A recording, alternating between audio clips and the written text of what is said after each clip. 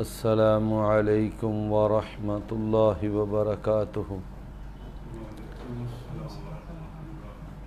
ان الحمد للہ والصلاة والسلام علی رسول اللہ صلی اللہ علیہ وآلہ وسلم، اما بعد فاعوذ باللہ السمیع العلیم من الشیطان الرجیم من ہمزہ ونفخہ ونفثہ۔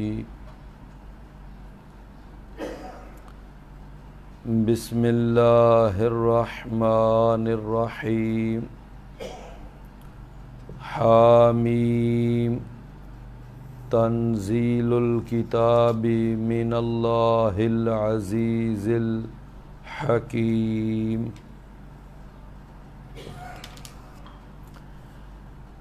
حامیم یہ ان 7 سورتوں میں سے ایک سورت ہے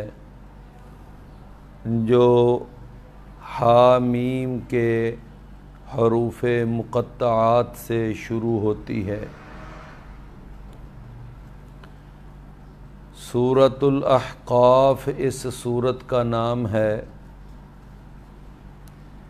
اس کی 35 آیات اور 4 رکوع ہیں۔ مکی صورت ہے اور مکی صورتوں والا مضمون اللہ پر ایمان، آخرت پر ایمان، نبیوں رسولوں پر ایمان، یہ مضمون اس صورت میں بیان کیا گیا ہے۔ اس صورت کا نام سورۃ الاحقاف کیوں ہے؟ اس وجہ سے کہ الاحقاف کا معنی ہوتا ہے ریت کے ٹیلے، اور اس صورت کے اندر قوم عاد کا تذکرہ کیا گیا ہے، اور قوم عاد جو تھی ان کا علاقہ وہ یمن کا علاقہ ہے، اور وہاں پر بہت زیادہ ریت کے ٹیلے تھے۔ تو ان ریت کے ٹیلوں کی وجہ سے اس علاقے کا نام تھا یعنی الاحقاف۔ تو جناب ہود علیہ السلام وہاں اللہ کے نبی بن کر آئے، اور انہوں نے اپنی قوم عاد کو ڈرایا۔ تو چونکہ وہ احقاف کے مقام پر آباد تھی، اور اس سورت کی جو 21 نمبر آیت ہے اس کے اندر پھر اللہ نے اس بات کا تذکرہ بھی کیا۔ وَاذْكُرْ أَخَا عَادٍ إِذْ أَنذَرَ قَوْمَهُ بِالْأَحْقَافِ، کہ اور تذکرہ کیجئے قوم عاد کے بھائی کا، اور بھائی سے مراد یہاں ان کے نبی جناب ہود علیہ السلام کا۔ فرمایا کہ جب انہوں نے اپنی قوم کو احقاف مقام پر ڈرایا، یعنی یمن کے جو ریت کے ٹیلے تھے وہاں پر انہوں نے اپنی قوم کو ڈرایا۔ تو چونکہ اس قوم کا اس صورت میں تذکرہ ہے، تو اس لیے اس صورت کا نام ہے سورۃ الاحقاف۔ اللہ تعالیٰ نے اس کے اندر جو توحید کا عقیدہ ہے وہ بھی بڑی تفصیل کے ساتھ بیان کیا ہے۔ فرمایا کہ قُلْ أَرَأَيْتُمْ مَا تَدْعُونَ مِن دُونِ اللَّهِ، اے میرے پیارے پیغمبر صلی اللہ علیہ وسلم آپ فرما دیں کہ تمہارا کیا خیال ہے یا کیا تم نے دیکھا ہے جن کو تم اللہ کے سوا پکارتے ہو، ارونی ماذا خلقوا من الارض، مجھے دکھاؤ تو صحیح کہ انہوں نے زمین میں سے کون سا حصہ ہے جو انہوں نے پیدا کیا ہے۔ یہ جن کو تم اللہ کے سوا پکارتے ہو، کیا انہوں نے زمین ساری تو نہ صحیح، چلو زمین کا کوئی ایک حصہ، کوئی زمین کا ایک بر اعظم، 7 بر اعظم ہے نا زمین کے، کوئی ایک علاقہ، کوئی ایک ملک، کوئی ریاست، کوئی بر اعظم بتاؤ تمہارے ان معبودوں نے پیدا کی ہو۔ فرمایا کہ چلو زمین میں تو انہوں نے پیدا کرنے میں کوئی حصہ نہیں ڈالا، ام لہم شرک فی السماوات، یا آسمانوں کے اندر ان کی کوئی پارٹنرشپ ہے، شراکت داری ہے۔ فرمایا کہ نہ یہ زمین پیدا کرنے میں ان کا کوئی حصہ، نہ آسمان پیدا کرنے میں ان کا کوئی حصہ، تو معبود تو وہ ہو سکتا ہے جو زمین اور آسمان کا خالق ہے۔ تو جو زمین اور آسمان کا خالق ہی نہیں، جنہوں نے کچھ بھی پیدا نہیں کیا، زمین اور آسمان تو بڑی دور کی بات ہے۔ اللہ تعالیٰ نے تو قرآن میں یہ بھی چیلنج کیا ہے، فرمایا کہ یہ سارے ان کے معبود سر جوڑ کر بیٹھ جائیں اور وہ ایک مکھی تک بھی پیدا نہیں کر سکتے، مکھی پیدا کرنا بھی ان کے بس کا روگ نہیں۔ تو لہذا جو نہ آسمان کا خالق، نہ زمین کا خالق، نہ انہوں نے کوئی اور چیز بنائی، ہر چیز کا خالق اللہ ہے۔ تو جب ہر چیز کا خالق اللہ ہے تو پھر معبود اور عبادت کے لائق بھی وہی اللہ ہے۔ اب یہ کیا عجیب سی بے ڈنگی تقسیم ہے کہ خالق اللہ ہو اور عبادت کے لائق یہ تمہارے معبود ہوں، یہ لات، منات، عزا، حبل وغیرہ۔ اچھا، اب آپ دیکھیے کہ یہ ہمارے سامنے آیت ہے قرآن مجید میں، کئی اور بھی ایسی آیات ہیں کہ اللہ نے فرمایا کہ اگر آپ ان سے پوچھیں نا کہ من خلق السماوات والارض، کہ آسمانوں کو اور زمین کو کس نے پیدا کیا ہے، تو فرمایا یہ کہیں گے کہ اللہ نے پیدا کی۔ اس کا معنی یہ ہے کہ وہ جو مشرکین تھے اور پکے کافر تھے، وہ اس بات کا اعتراف کرتے تھے کہ آسمانوں کا اور زمین کا اور ساری کائنات کا خالق صرف اللہ ہے۔ یہ ان کا بھی اعتراف تھا، وہ اس بات کو مانتے تھے۔ اچھا، اب آپ دیکھیے کہ ابھی چند دن پہلے میں نے نیٹ پہ ایک کلپ دیکھا، وہ ایک مقرر جو تھا وہ اہل تشیع میں سے اس کا تعلق تھا، تو وہ علی رضی اللہ عنہ کے بارے میں فضائل بیان کر رہا ہے، اور اس کے اندر اس نے بیان کرتے کرتے یہاں تک کہہ دیا، میں نے یہ خود کلپ سنا کہ اس نے کہا کہ مولا علی انہوں نے کہا تھا کہ آسمان میں نے پیدا کیے ہیں، زمینیں میں نے پیدا کی ہیں، پہاڑ میں نے پیدا کیے ہیں، سورج چاند ستارے یہ سارے میں نے پیدا کیے ہیں۔ یعنی علی رضی اللہ عنہ نے یہ کہا تھا، نعوذ باللہ من ذالک۔ یعنی کتنا بڑا الزام ہے علی رضی اللہ عنہ کی ذات پر کہ علی رضی اللہ عنہ یہ کہیں کہ آسمانوں کا، زمین کا یہ پہاڑوں کا، جنگلوں کا، سورج چاند ستاروں کا پیدا کرنے والا میں ہوں، کتنا بڑا جھوٹ ہے۔ اب وہ مقرر بیان کر رہا ہے اور سامنے بیٹھا ہوا مجمع وہ اس کو اٹھ اٹھ کر داد دے رہا ہے۔ یعنی آپ اندازہ لگائیں گمراہی کا۔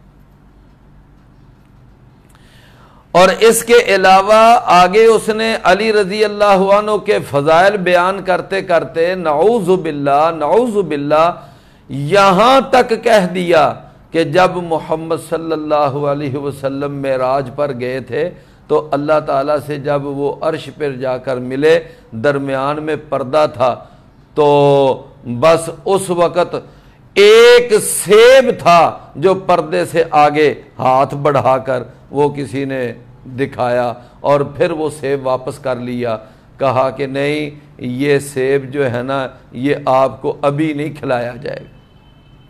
جب نبی صلی اللہ علیہ وسلم واپس آئے تو نبی صلی اللہ علیہ وسلم کو علی رضی اللہ عنہ ملنے آگے، کہا کہ آپ رات آج کہاں گئے تھے؟ میں آسمانوں پر گیا تھا۔ آپ کو کس نے بتایا کہ میں آسمان؟ تو علی رضی اللہ عنہ نے فوراً وہی سیب دکھا دیا کہ یہ دیکھو، فرمایا یہ سیب تو میں نے عرش پہ دیکھا تھا۔ یعنی ثابت یہ کرنے کی کوشش کی کہ عرش پر بھی علی ہی تھے۔ اللہ اکبر اللہ۔ یعنی اللہ تعالیٰ معاف فرمائے کہ اس قدر گمراہی، یعنی یہ ایک خاص فرقہ وہ علی رضی اللہ عنہ کے بارے میں یہ عقیدہ رکھتا ہے کہ علی ہی اللہ ہے۔ سندھ کے اندر ایک باقاعدہ میلہ ہوتا ہے سہون شریف میں، وہاں پر وہ جو ہے نا کلندر، کیا اس کا نام ہے، شہباز کلندر، وہاں پر میلہ ہوتا ہے، اور وہاں پر باقاعدہ بینر لکھا ہوا، میں نے خود پڑھا، وہاں لکھا ہوا بینر، میں وہ نیٹ پہ دکھایا تھا نا انہوں نے، تو وہاں لکھا ہوا تھا علی اللہ ہے، بینر پہ لکھا ہوا ہے علی اللہ ہے۔ اور آپ کبھی وہ کھول کے دیکھ لیں نیٹ پہ، اور وہاں پر وہ شہباز کلندر کا عرس دیکھیں، اور وہاں پر جناب وہ دمالیں بھی ڈر رہی ہیں، اور بڑی مشہور ان کا وہ ایک عرس جس کے اندر ایک ان کا لمبی لٹوں والا ایک پیر ہے، اور پھر وہ جناب وہ دمالیں ڈلواتے ہیں اور کہتے ہیں جو دمال نہیں نہ ڈالے گا تو نعوذ باللہ بہت گندی گال نکالتے ہیں اس کو کہ جو علی کے نام کی دمال نہیں ڈالے گا وہ یہ اور وہ یہ ہوگا۔ تو میرے پیارے بھائیوں، اب آپ اندازہ کریں کہ اللہ کا قرآن کہتا ہے کہ کافر جو بڑے پکے کافر، ابو جہل جیسے، ابو لہب جیسے، اور عتبہ شیبہ جیسے، ابی بن خلف جیسے، جو پکے کافر تھے اور جن کو قرآن کافر کہتا ہے اور مشرک کہتا ہے کہ اگر ان سے بھی آپ پوچھیں گے نا تو وہ کہیں گے کہ آسمانوں اور زمین کا خالق اللہ ہے، وہ بھی یہ کہیں گے۔ لیکن ہمارے یہ کلمہ پڑھنے والے اور اپنے آپ کو مسلمانوں میں شامل کرنے والے اور مومن سے کم گزارا بھی نہیں کرتے، مومن سے کم گزارا نہیں کرتے۔ وہ کہتے ہیں جی علی نے ہی یہ ساری کائنات پیدا کی، علی پوری کائنات کا خالق ہے۔ نعوذ باللہ من ذالک۔ تو دیکھ لیں اللہ تعالیٰ نے یہاں پر کتنا بڑا چیلنج کیا، قل ارأیتم ما تدعون من دون اللہ ارونی ماذا خلقوا من الارض، کہ فرمایا کہ کہہ دو کہ کیا خیال ہے تمہارا جن کو تم اللہ کے سوا پکارتے ہو، مجھے دکھاؤ تو صحیح انہوں نے زمین کا کون سا حصہ اور آسمان کا کون سا حصہ انہوں نے پیدا کیا ہے۔ ایتونی بکتاب من قبل ھذا، کوئی پہلی کتاب کا حوالہ لے کر آؤ میرے پاس، او اثارۃ من علم، یا کوئی علمی دستاویز مجھے دکھاؤ۔ فرمایا ان کنتم صادقین، اگر تم سچے۔ اگلی آیت میں پھر اللہ نے فرمایا وَمَنْ أَضَلُّ مِمَّنْ يَدْعُو مِن دُونِ اللَّهِ مَن لَّا يَسْتَجِيبُ لَهُ إِلَى يَوْمِ الْقِيَامَةِ۔ فرمایا اس سے بڑا گمراہ کون ہو سکتا ہے کہ جو ایسی ہستیوں کو پکارتا ہے، ایسے معبودوں کو پکارتا ہے کہ جو قیامت تک اس کی پکار سن ہی نہیں سکتے، قبول نہیں کر سکتے۔ وہ کسی آستانے پہ کھڑا ہو کر، وہ کسی دربار پہ کھڑا ہو کر، کسی مڑی مورتی پہ کھڑا ہو کر، وہ اگر قیامت تک بھی اس کو پکارتا رہے گا نا، لو اللہ کا قرآن کہتا ہے وہ اس کی کبھی بات نہیں قبول، سن بھی نہیں سکتا، اس کی بات قبول بھی نہیں کر سکتا، پوری بھی نہیں کر سکتا۔ فرمایا وَهُمْ عَنْ دُعَائِهِمْ غَافِلُونَ، اور وہ تو ان کی پکار سے بالکل غافل ہیں، ان کو پتہ ہی نہیں کہ ہمیں کوئی پکار رہا ہے۔ لیکن دیکھ لیں میرے بھائیوں، کتنے دکھ کی بات ہے کہ ہمارے جتنے یہ دربار ہیں، مندر ہیں، وہاں پر ہندوؤں کا عقیدہ کیا ہے کہ جب ہم جاتے ہیں اپنے مندر پہ، وہاں اپنے دیوتا کو یا اپنی دیوی کو وہاں جا کر پکارتے ہیں تو وہ دیوتا، وہ دیوی ہماری بات سنتے بھی ہیں اور ہماری مراد بھی پوری کرتے ہیں اور ہمارے سارے حالات جانتے ہیں۔ یعنی ان کا جو عقیدہ اپنے دیوتا اور دیوی کے بارے میں ہے، آج بالکل وہی عقیدہ ہمارے کئی مسلمانوں کا ان درباروں والوں پر اور ان اولیاء کرام کے بارے میں ہے کہ ہم جب دربار پہ جاتے ہیں تو دربار پہ جو وہ مرا ہوا پیر ہوتا ہے وہ جانتا ہے کہ اس وقت میرے دربار پہ میرا مرید آیا ہے یا میری مریدنی آئی ہے اور کیا کہنے کے لیے آئے ہیں، کیا حاجت لے کر آئے ہیں، کیا یعنی ضرورت لے کر آئے ہیں۔ یہی وجہ ہے کہ وہ اپنے اس فوت شدہ پیر اور اپنے فوت شدہ اس ولی کے بارے میں یہ عقیدہ رکھتے ہیں کہ یہ سب کو جانتے ہیں۔ اور اللہ کا قرآن کیا کہتا ہے وَهُمْ عَنْ دُعَائِهِمْ غَافِلُونَ، وہ تو ان کی پکار سے بالکل بے خبر ہے، ان کو تو پتہ ہی نہیں ہمیں کون پکار رہا ہے۔ اب میرے بھائیوں کو قرآن مجید کا دیا ہوا عقیدہ درست ہے یا ہم نے جو اپنے طور پر شرکیہ عقیدہ اپنایا ہوا ہے وہ درست ہے؟ اب قرآن تو یہ عقیدہ پیش کر رہا ہے کہ ان تمہارے معبودوں کو، تمہارے مشکل کشاؤں کو اور تمہارے ان اولیاء کرام کو کوئی پتہ نہیں چلتا کہ ہمیں کون پکار ہے۔ میں نے کئی لوگوں کو دیکھا کہ دربار کے کسی بھی دربار کے پاس سے گزریں گے نا تو دربار کی طرف منہ کر کے باقاعدہ سلام کرتے ہیں منہ کر کے۔ اس کا مطلب یہ ہے کہ وہ جو قبر کے اندر ڈھیروں مٹی کے اندر منوں نہیں ٹنوں مٹی کے اندر پڑا ہوا ہے، وہ وہاں پر بھی میرا سلام دیکھ رہا ہے۔ اللہ تعالیٰ نے آگے فرمایا وَإِذَا حُشِرَ النَّاسُ كَانُوا لَهُمْ أَعْدَاءَ، جب لوگ اکٹھے کیے جائیں گے تو یہ لوگ جو ہوں گے ان کے دشمن بن جائیں گے۔ وَكَانُوا بِعِبَادَتِهِمْ كَافِرِينَ، اور وہ ان کی عبادت کا انکار کرنے والے ہوں گے۔ یہاں سے ایک یہ مسئلہ بھی سمجھ آ گیا کہ عبادت صرف رکوع سجدے کو نہیں کہتے، یہ مانگنا، کسی سے سوال کرنا، کسی کو پکارنا، یہ بھی عبادت ہے، چونکہ پیچھے پکارنے کا ذکر آ رہا ہے۔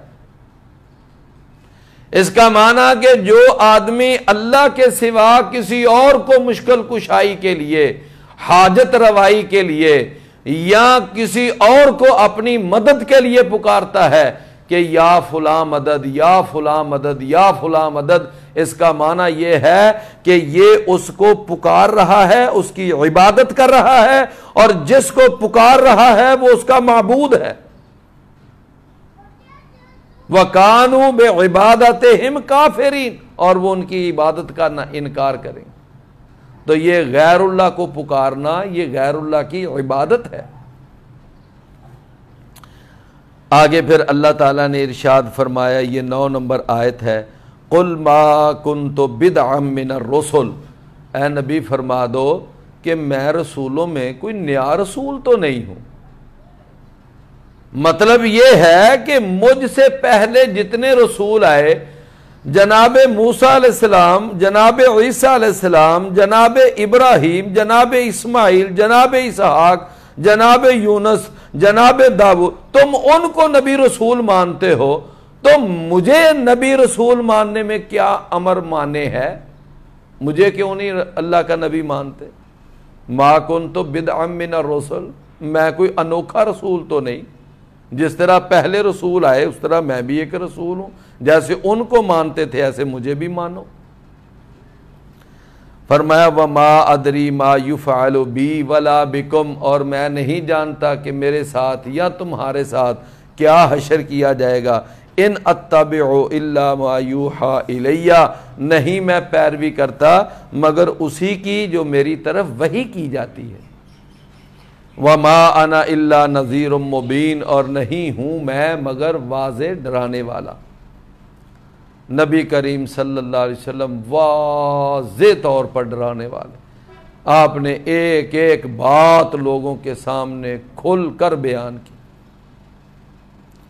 ایک حدیث میں آتا ہے، آپ نے فرمایا انا النذیر العریان، میں ایک واضح ڈرانے والا ہوں، میں تمہیں اللہ کا پیغام بالکل واضح طور پر بیان کر رہا ہوں، اس میں کوئی پیچیدگی نہیں، کوئی الجھن نہیں، کوئی کسی قسم کا ایسا معاملہ نہیں جو سمجھ میں نہ آتا۔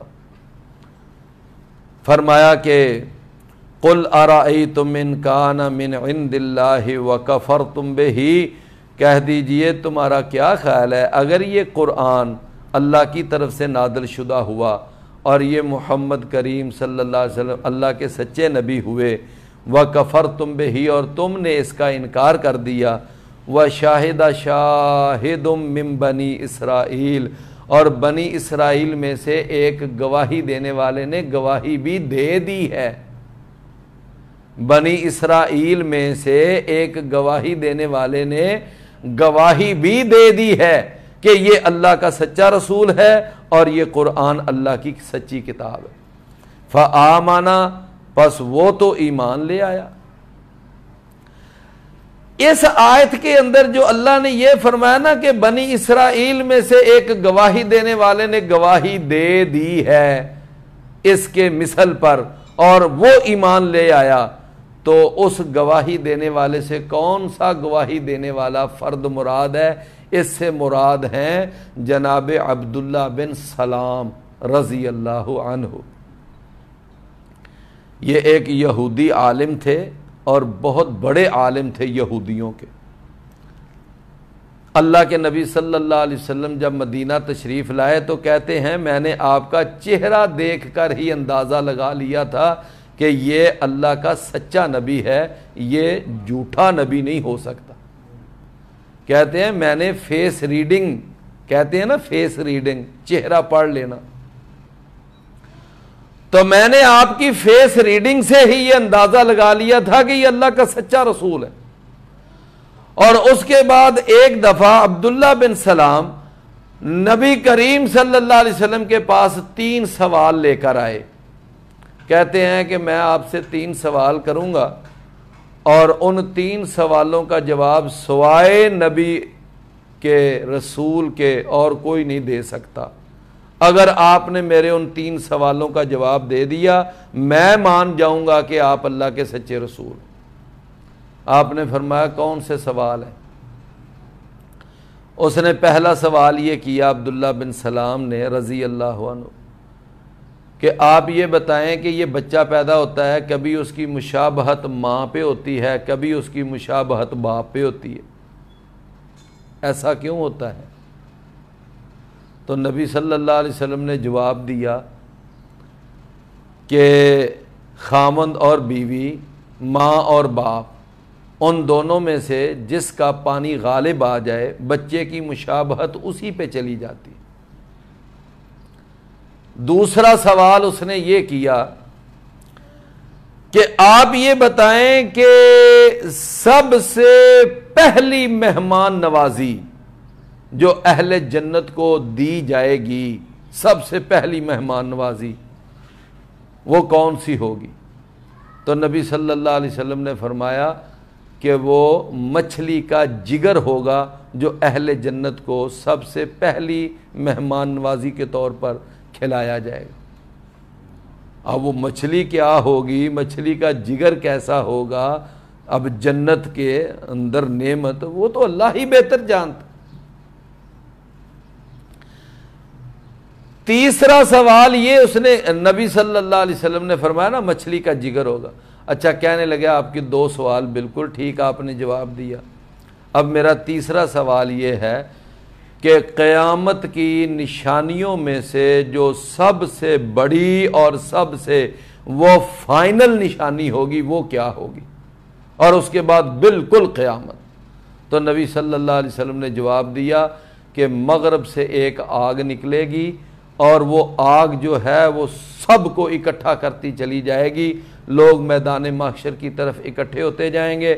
تو فرمایا وہ آگ جو ہے نا وہ سب سے آخری، اور اس کے بعد قیامت برپا ہو جائے گی، جمعہ کا دن ہوگا۔ رسول اللہ صلی اللہ علیہ وسلم نے تینوں سوالوں کے جواب دیے۔ عبداللہ بن سلام کہنے لگے کہ آپ نے بالکل صحیح جواب دیے ہیں اور آپ اللہ کے رسول ہیں، ہاتھ آگے کیجئے، بیعت کی، مسلمان ہو گئے، کلمہ پڑھو۔ اچھا، لیکن فرماتے ہیں اللہ کے رسول میں نے کلمہ تو پڑھ لیا ہے، مسلمان ہو چکا ہوں، بیعت کر لی ہے، لیکن میری آپ سے ایک التماس ہے کہ میرے اسلام کو نہ تھوڑی دیر کے لیے ذرا مخفی رکھنا، ابھی میرے اسلام کو لوگوں کے سامنے نمایاں نہ کرنا۔ کیا بات ہے؟ کیوں؟ فرمایا اس لیے کہ یہ یہودی قوم جو ہے نا یہ کتنے یعنی شیطان صفت لوگ ہیں اور کتنے بڑے بددیانت ہیں، یہ میں جانتا ہوں۔ تو فرمایا آپ اس طرح کریں کہ میں ایک کمرے میں بیٹھتا ہوں، ایک پردے کے پیچھے مجھے بٹھا دیجئے، اور یہودیوں کے بڑے بڑے جو سردار ہیں نا، بڑے بڑے جو زعماء قسم کے لوگ ہیں، پنچایتی قسم کے لوگ، آپ ان کو بلائیں اور ان سے میرے بارے میں گواہی لیں کہ یہ بتائیں جی عبداللہ بن سلام کیسا آدمی ہے تمہارے درمیان۔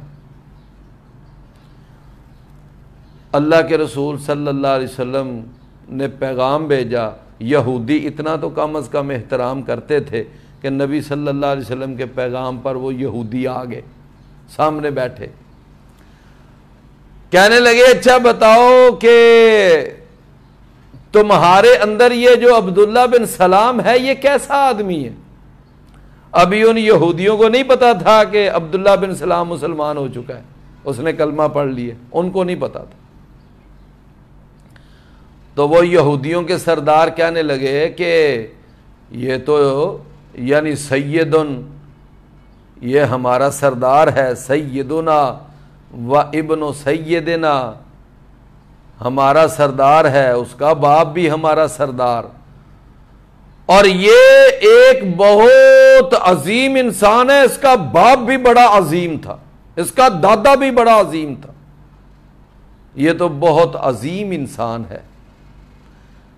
نبی صلی اللہ علیہ وسلم نے فرمایا کہ اگر وہ عبداللہ بن سلام مجھے اپنا نبی، اپنا رسول، اپنا پیر و مرشد مان لے تو پھر تو تمہیں یقین آ جائے گا نا میں سچا رسول ہوں، جس کے بارے میں تم گواہی دے رہے ہو کہ وہ ہمارا سردار ہے اور بڑا سمجھدار ہے اور ہمارا لیڈر ہے، اگر وہ مجھے نا نا نا نا ایسا کبھی نہ ہو کہ عبداللہ بن سلام آپ کو نبی رسول مان لے، اللہ اس کو اس شر سے دور رکھے۔ یہودیوں نے یہ کہا، بس اتنی بات ہوئی تو عبداللہ بن سلام پردے کے پیچھے تھے، وہ کلمہ پڑھتے ہوئے اندر آ گئے، کہتے اشہد واللہ الہ الا اللہ و اشہد ان محمد الرسول اللہ۔ لو اندر آئے تو وہی کمرہ ہے، وہی بیٹھک ہے، وہی جگہ ہے، اور وہی لوگ ہیں، وہی زبانیں ہیں، وہی دماغ ہیں۔ اب کہنے لگے کہ شرنا وابن شرنا، کہ یہ عبداللہ بھی بڑا گندا ہے اور اس کا باپ بھی بڑا گندا تھا، یہ بھی بڑا برا ہے، اس کا باپ بھی بڑا برا تھا۔ میرے بھائیو یہ حال ہے، یہ یہودی اتنے بددیانت لوگ ہیں، اس قدر خائن۔ تو میں عرض یہ کر رہا تھا کہ قرآن مجید میں اللہ نے فرمایا وَشَاهِدَ شَاهِدٌ مِّن بَنِي إِسْرَائِيلَ عَلَى مِثْلِهِ فَآمَنَ وَاسْتَكْبَرْتُمْ، کہ اگر وہ جو بنی اسرائیل میں سے ایک گواہی دینے والا وہ گواہی دے دے کہ یہ محمد صلی اللہ علیہ وسلم اللہ کا سچا رسول ہے اور یہ قرآن اللہ کی سچی کتاب ہے، وہ ایمان لے آئے، تو وہ ایمان لے آئے اور تم اپنے تکبر پہ ڈٹے رہو، یہ کہاں کی عقل مندی ہے؟ فرمایا کہ یہ صورت، اور اس کے بعد آگے اللہ تعالیٰ نے یہ آیت ہے 15، اس کے اندر ارشاد فرمایا وَوَصَّيْنَا الْإِنسَانَ بِوَالِدَيْهِ إِحْسَانًا، کہ ہم نے انسان کو وصیت کی کہ وہ اپنے والدین کے ساتھ اچھا برتاؤ اختیار کرے، اچھا سلوک کرے، ان کے سامنے کوئی بدتمیزی نہ کرے، بڑے ادب سے بڑے احترام سے بات کرے، اور والدین کے سامنے الجھے نہ اور ان کے ساتھ کوئی بدتمیزی نہ کرے۔ اگر وہ بوڑھے ہو جائیں ان کے آرام کا خیال رکھے، علاج معالجے کا خیال رکھے، ان کے کپڑوں کا جوتے کا خیال رکھے، یعنی اپنے والدین کی جملہ ضروریات کو پورا کرنا اور ان کا خیال رکھنا، یہ والدین کے ساتھ اچھا سلوک ہے، اور ان کی بات ماننا، ماں باپ کے ساتھ ہر وقت مل کے رہنا، ماں باپ کے ساتھ ہر وقت ادب اور احترام کے رویے کے ساتھ رہنا۔ فرمایا ہم نے انسان کو یہ وصیت کی ہے۔ قرآن مجید کے اندر سورہ البقرہ 83 نمبر آیت ہے، اللہ نے وہاں پر بھی اس بات کا حکم دیا وَإِذْ أَخَذْنَا مِيثَاقَ بَنِي إِسْرَائِيلَ لَا تَعْبُدُونَ إِلَّا اللَّهَ وَبِالْوَالِدَيْنِ إِحْسَانًا، کہ ہم نے بنی اسرائیل سے یہ پختہ عہد لیا تھا کہ تم نے اللہ کے سوا کسی کی عبادت نہیں کرنی اور تم نے والدین کے ساتھ اچھا برتاؤ کرنا ہے۔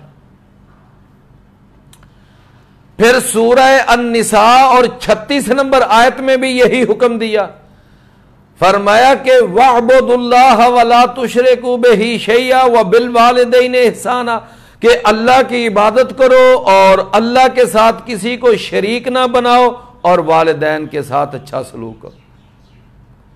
سورہ بنی اسرائیل جس کا دوسرا نام سورۃ الاسراء ہے، اس کے اندر بھی اللہ نے 24 نمبر آیت فرمایا وَقَضَىٰ رَبُّكَ أَلَّا تَعْبُدُوا إِلَّا إِيَّاهُ وَبِالْوَالِدَيْنِ إِحْسَانًا۔ اور اسی طرح سورہ لقمان کے اندر بھی اللہ نے ارشاد فرمایا کہ جناب لقمان نے اپنے بیٹے کو جو نصیحتیں کی تو ان نصیحتوں میں ایک یہ نصیحت بھی تھی، کہا کہ بیٹا دیکھنا اپنے والدین کے ساتھ جو ہے نا وہ اچھا سلوک کرنا ہے، والدین کے ساتھ کوئی بدتمیزی نہیں کرنی۔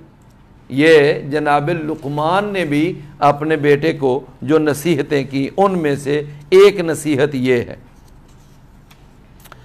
اللہ اکبر۔ تو اللہ تعالیٰ نے وہاں ارشاد فرمایا وَوَصَّيْنَا الْإِنسَانَ بِوَالِدَيْهِ إِحْسَانًا بِوَالِدَيْهِ حَمَلَتْهُ أُمُّهُ وَهْنًا عَلَى وَهْنٍ، کہ ماں جو ہوتی ہے وہ اس کو اٹھائے پھرتی ہے کمزوری پر کمزوری برداشت کر کے۔ فرمایا وَفِصَالُهُ فِي عَامَيْنِ، اور 2 سال پھر اس کو دودھ پلاتی ہے۔ انشکر لی وَلِوَالِدَيْكَ إِلَيَّ الْمَصِيرُ، فرمایا کہ میرا شکر ادا کر اور اپنے والدین کا بھی شکر ادا کر، بالآخر پلٹ کر میری طرف آنا ہے۔ تو سورہ لقمان کے اندر بھی اللہ نے والدین کے ساتھ اچھا سلوک کرنے کا حکم دیا، اور اسی طرح اللہ تعالیٰ نے یعنی اور بھی کئی قرآن مجید کے اندر مقامات ہیں کہ جہاں پر والدین کے ساتھ اچھے برتاؤ کا حکم دیا۔ نبی صلی اللہ علیہ وسلم سے ایک دفعہ ایک صحابی پوچھتا ہے کہ ای الاعمال افضل عند اللہ، اللہ کے ہاں سب سے افضل اعمال کون سے ہیں؟ آپ نے فرمایا کہ الایمان باللہ ورسولہ، اللہ اور اس کے رسول پر ایمان لانا۔ کہنے لگا اس کے بعد؟ آپ نے فرمایا بر الوالدین، والدین کے ساتھ اچھا برتاؤ کرنا۔ کہنے لگا اس کے بعد پھر کون سا افضل عمل ہے؟ آپ نے فرمایا الجہاد فی سبیل اللہ، اللہ کی راہ میں جہاد کرنا۔ اور ایک حدیث میں فرمایا کہ ایک دفعہ خود نبی صلی اللہ علیہ وسلم نے فرمایا میں کیا تمہیں بتاؤں کہ اللہ کے ہاں بڑے بڑے جو کبیرہ گناہ ہیں وہ کون سے ہیں؟ جی اللہ کے رسول بتائیں۔ آپ نے فرمایا بڑے بڑے کبیرہ گناہوں میں ایک تو ہے اللہ کے ساتھ دوسروں کو شریک بنانا، اللہ تعالیٰ والے اختیارات اللہ کے بندوں میں ماننا، جو اللہ تعالیٰ کے اختیارات ہیں وہ اللہ کے بندوں میں ثابت کرنا، یہ شرک ہے۔ اللہ کی ذات میں یا اللہ کی صفات میں یعنی انبیاء کو، اولیاء کو، اتقیاء کو، شہداء کو اور کسی کو بھی مخلوق میں سے اللہ کی ذات یا اللہ کی صفات میں شریک کرنا، اس کو شرک کہتے ہیں۔ تو فرمایا کہ یہ جو شرک ہے نا یہ سب سے بڑا کبیرہ گناہ۔ فرمایا اس کے بعد فرمایا پھر والدین کے ساتھ قطع تعلقی، والدین کے ساتھ بائیکاٹ۔ کہا اس کے بعد پھر کون سا کبیرہ گناہ ہے؟ آپ نے فرمایا اس کے بعد کسی جان کو قتل کر دینا جس کو قتل کرنا اللہ نے حرام کیا۔ تو اب اس حدیث میں نبی صلی اللہ علیہ وسلم نے جو کبیرہ گناہوں کی فہرست ہے اس میں دوسرے نمبر پر والدین کے ساتھ بائیکاٹ، والدین کی نافرمانی۔ تو میں عرض یہ کر رہا تھا کہ یہ والدین کے ساتھ اچھا سلوک، اچھا برتاؤ، یہ بہت بڑا قرآن کا حکم ہے۔ اللہ نے قرآن میں فرمایا نبیوں میں سے ایک نبی تھا جناب نوح علیہ السلام، اس کا بیٹا اس کا نافرمان تھا۔ باپ اپنے بیٹے کو بلا رہا ہے کشتی پہ بیٹھ جا عذاب سے بچ جائے گا، بیٹا اتنا نافرمان کہتا ہے میں جودی پہاڑ پہ چڑھ جاؤں گا لیکن میں تیری بات نہیں مانوں گا۔ اور دوسرا ایک نبی تھا جس کا نام ابراہیم تھا اور اس کا ایک بیٹا اسماعیل تھا، اور باپ نے اپنے بیٹے سے کہا بیٹا میں نے خواب میں دیکھا میں تیرے گلے پہ چھری پھیر رہا ہوں۔ تو اسی وقت بیٹے نے کہا ابا جی آپ کو جو اللہ کا حکم ملا ہے اس پر عمل کریں، میں آپ کو صبر کر کے دکھاؤں۔ یہ فیضان نظر تھا یا مکتب کی کرامت تھی؟ سکھائے کس نے اسماعیل کو آداب فرزندی؟ تو یہ جو سورۃ الاحقاف ہے نا اس کی 15 نمبر آیت میں اللہ نے والدین کے ساتھ اچھا سلوک کرنے کا بھی حکم دیا۔ فرمایا اس کے بعد حملتہ امہ کرہن، کہ ماں اس کو اٹھائے پھرتی ہے بڑی تکلیف میں، ووضعتہ کرہا، اور پھر جنم دیتی ہے تکلیف کی حالت میں، وحملہ وفصالہ ثلاثون شہرا، اور پھر 30 ماہ 2.5 سال اس کے حمل اور دودھ پلانے کا دورانیہ ہے۔ فرمایا حتیٰ اذا بلغ اشدہ، یہاں تک کہ جب وہ جوانی کو پہنچ جاتا ہے اور 40 سال کی عمر کو پہنچ جاتا ہے، پھر وہ اللہ سے دعا کرتا ہے اے میرے رب مجھے توفیق دے میں ان نعمتوں کا شکر ادا کروں جو تو نے میرے اوپر کی اور ان نعمتوں کا بھی جو تو نے میرے والدین پر کی۔ 40 سال کی عمر بڑی پختہ عمر ہوتی ہے، اس وقت انسان جا کر خود بھی صاحب اولاد ہو چکا ہوتا ہے۔ تو فرمایا اس وقت جو ہے نا انسان یہ کہتا ہے وَأَنْ أَعْمَلَ صَالِحًا تَرْضَاهُ، یا اللہ مجھے نیک عمل کرنے کی توفیق دے جو تجھے پسند ہے۔ معلوم یہ ہوا کہ نیک عمل ہوتا ہی وہ ہے جو اللہ کو پسند ہو، اور اللہ کو کون سا عمل پسند ہے؟ جو قرآن اور حدیث میں ہے۔ جو قرآن اور حدیث میں نہیں وہ اللہ کو پسند نہیں، اور جو اللہ کو پسند نہیں وہ نیک عمل نہیں، چاہے دنیا اس کو نیک عمل سمجھتی پھرے۔ تو فرمایا وَأَصْلِحْ لِي فِي ذُرِّيَّتِي، یا اللہ میری اولاد کی بھی اصلاح فرما۔ تو اللہ تعالیٰ نے یہ والدین کے ساتھ اچھا سلوک کرنے کا اس میں حکم دیا۔ آگے وہی 21 نمبر آیت ہے، فرمایا کہ ذرا عاد قوم کے بھائی جناب ہود کا بھی تذکرہ کریں۔ فرمایا کہ ان کی قوم جو تھی نا وہ احقاف میں رہتے تھے، ریت کے ٹیلوں کی سرزمین تھی۔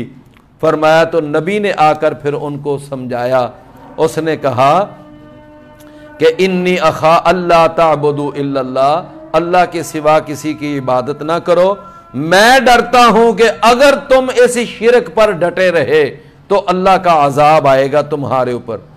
تو قوم والے کہنے لگے یہ آئے روز جو تو ہمیں عذاب سے ڈراتا رہتا ہے نا، ڈراتا رہتا ہے، لا کدھر ہے تیرا عذاب؟ وہ تیرا عذاب آتا کیوں نہیں ہے؟ اللہ اکبر۔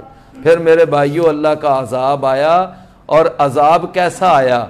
اللہ نے ایک بادل بھیجا، بادل سے پہلے حبس بھیجی، شدید گرمی اور حبس۔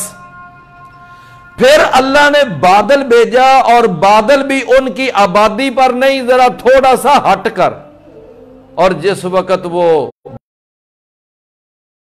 فَلَمَّا رَأَوْهُ عَارِضًا، جب انہوں نے دیکھا نا آتا ہوا مستقبل اودیتہم، ان کی وادیوں کی طرف آتا ہوا، قالوا ھذا عارض ممطرنا، کہ یہ جو بادل ہے ہمارے اوپر بارش برسائے گا۔ فرمایا بس پھر کیا تھا، تھوڑی دیر کے بعد جب وہ بادل آیا اور اس میں سے بارش برسی، اور اللہ نے پھر اس میں سے بارش جو برسائی کون سی؟ فرمایا آگ کے گولے برسائے، تہس نہس کر کے رکھ دیا، ساری قوم کو ملیا میٹ کر دیا۔ تو یہ بھی اللہ نے اس کے اندر واقعہ بیان کیا، اور آخر میں پھر اللہ نے ایک بڑی پیاری بات کہی۔ فرمایا فَلَوْلَا نَصَرَهُمُ الَّذِينَ اتَّخَذُوا مِن دُونِ اللَّهِ قُرْبَانًا آلِهَةً، پھر بتاؤ نا جب ہمارا جو عذاب آیا تھا، ہماری پکڑ آئی تھی، تو پھر وہ تمہارے جو معبود تھے جن کو تم پوجتے تھے، جن کو حاجت روا مشکل کشا سمجھتے تھے، اور جن کے بارے میں تمہارا یہ عقیدہ تھا کہ ان کے نام کی نظر و نیاز اس لیے دیتے ہیں کہ یہ ہمیں مشکلات سے بچاتے ہیں، مشکلات میں ہماری مدد کرتے ہیں، یہ ہمارے حاجت روا مشکل، تو فرمایا کہ پھر جب اللہ کا عذاب آیا تھا تو اس وقت تمہارے ان حاجت رواؤں نے، مشکل کشاؤں نے تمہاری مدد کیوں نہ کی؟ پھر کتنا بڑا سوال ہے، اور کتنا فکر انگیز سوال ہے۔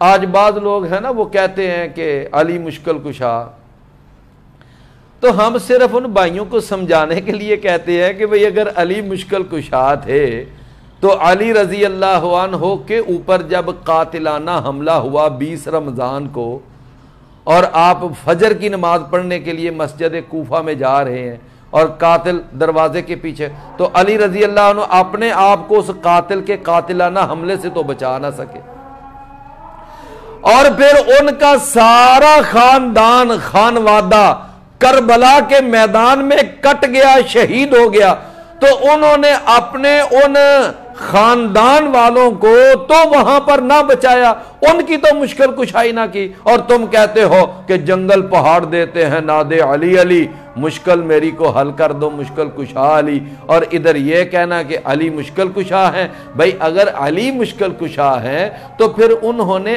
اپنے خاندان والوں کی مشکل کشائی کیوں نہ کی؟ یہ بالکل اسی طرح کا سوال ہے نا کہ اللہ نے جو سورہ احقاف میں فرمایا کہ جب اللہ کا عذاب ان پر آیا تھا تو پھر ان کے مشکل کشاؤں نے، ان کے حاجت رواؤں نے، ان کے معبودوں نے، ان کے کرنی برنی والوں نے پھر ان کی مدد کیوں نہ کی؟ پھر بالکل اسی طرح کا یہ سوال ہے میرے بھائیوں. آج دیکھ لیں کرونا آیا ہوا ہے اور پوری دنیا پہ پھیل گیا ہے, سمجھے. وہ ہمارے ہیں نا, وہ ایک انہوں نے کہہ دیا کہ بھئی ایک آدمی وہ کہتا ہے جی کہ میں پھونک مارتا ہوں اور میں سارے لوگوں کے کینسر کا بھی علاج کرتا ہوں, اور جتنے میرے سامنے بیٹھے ہوتے ہیں سارے کینسر کے مریض, ہیپاٹائٹس کے مریض اور بڑی بڑی خطرناک بیماریوں کے مریض, وہ جناب سامنے بیٹھے سروں پہ ہاتھ رکھ لیتے ہیں. اب جناب پیر صاحب دم کر رہے ہیں, شوف شوف, ساتھ ساتھ اپنی تسبیح پھیرتے جا رہے ہیں. اچھا, اب کسی نے یہ کہہ دیا کہ اب وہی جو شف والے پیر صاحب ہیں وہ اس کرونا کو کیوں نہیں دم کرتے, ان کو بھی کوئی 2-4 شف کی پھونکے مارے اور ملک سے کرونا بھاگ جائے. لو اچھا, بات تو ٹھیک ہے نا, بات تو بنتی ہے. بھئی تم اگر بڑی بڑی خطرناک اور موذی بیماریوں کا اپنے شف کے ساتھ اور اپنی پھونکوں سے علاج کر سکتے ہو تو یہ کرونا کا بھی علاج کرو. پھر خود بیمار ہو گئے اور اپنا علاج کروانے کے لیے باہر کے ملک گئے. کیا عجیب بات ہے.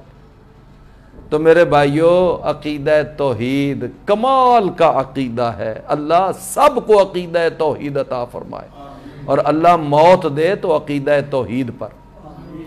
آگے پھر اللہ تعالیٰ نے وہ جنوں کا ایک واقعہ بیان کیا کہ جنوں کا ایک گروہ نبی صلی اللہ علیہ وسلم کے پاس آیا, فجر کی نماز میں حاضر ہوا اور آپ نے یعنی اس میں قرات کی اور انہوں نے آپ کا قرآن سنا اور پھر اپنی قوم والوں کو جا کر انہوں نے بتایا. اچھا, نبی صلی اللہ علیہ وسلم اس وقت وادی نخلا میں تھے, یہ مکہ کے قریب ایک وادی ہے, وہاں فجر کی نماز پڑھا رہے تھے, صحابہ بھی ساتھ تھے اور آپ فجر کی نماز پڑھا رہے ہیں. اور اس یعنی اب چونکہ جن نظر نہیں نہ آتے تو جن وہاں پر تھے اور انہوں نے آپ کی نماز ساری سنی, قرات سنی, تلاوت سنی. تو اپنی قوم کو جا کر بتایا کہ ہم نے ایک ایسا کلام سنا ہے کہ اس جیسا کلام ہم نے کبھی سنا ہی نہیں, وہ ہدایت کی رہنمائی کرتا ہے. اچھا, اب وہ جا کر رپورٹ پیش کر رہے ہیں اپنی قوم کو. لو میرے بھائیوں, نبی کریم صلی اللہ علیہ وسلم کو بالکل نہیں پتا کہ میں نماز پڑھا رہا تھا اور جنوں کا کوئی گروہ میری تلاوت سنا, بالکل نہیں پتا. اللہ نے پھر بعد میں وحی کے ذریعے بتایا, اللہ نے بعد میں وحی کے ذریعے بتایا کہ اے نبی جب تو فجر پڑھا رہا تھا, تلاوت کر رہا تھا, جنوں کا ایک گروہ تیری تلاوت سن رہا تھا اور انہوں نے پھر جا کر اپنی قوم کو ساری رپورٹ بھی پیش کی ہے. لو دیکھو قرآن کی آیت, فرمایا وَإِذْ صَرَفْنَا إِلَيْكَ نَفَرًا مِّنَ الْجِنِّ يَسْتَمِعُونَ الْقُرْآنَ, ہم پھیر کر لائے آپ کی طرف جنوں کا ایک گروہ کہ انہوں نے یعنی قرآن کو بڑے غور سے سنا, بڑے غور سے قرآن. یہ اللہ اب وحی کے ذریعے بتا رہا ہے. قرآن میں ایک سورۃ الجن ہے نا آخر میں, اس کے اندر بھی ہے قُلْ أُوحِيَ إِلَيَّ أَنَّهُ اسْتَمَعَ نَفَرٌ مِّنَ الْجِنِّ فَقَالُوا إِنَّا سَمِعْنَا قُرْآنًا عَجَبًا. تو یہ اس کا اللہ نے تھوڑا سا واقعہ بیان کیا ہے. اللہ تعالی ہمیں قرآن مجید کو سمجھنے اور عمل کرنے کی توفیق عطا فرمائے. وآخر دعوانا الحمد.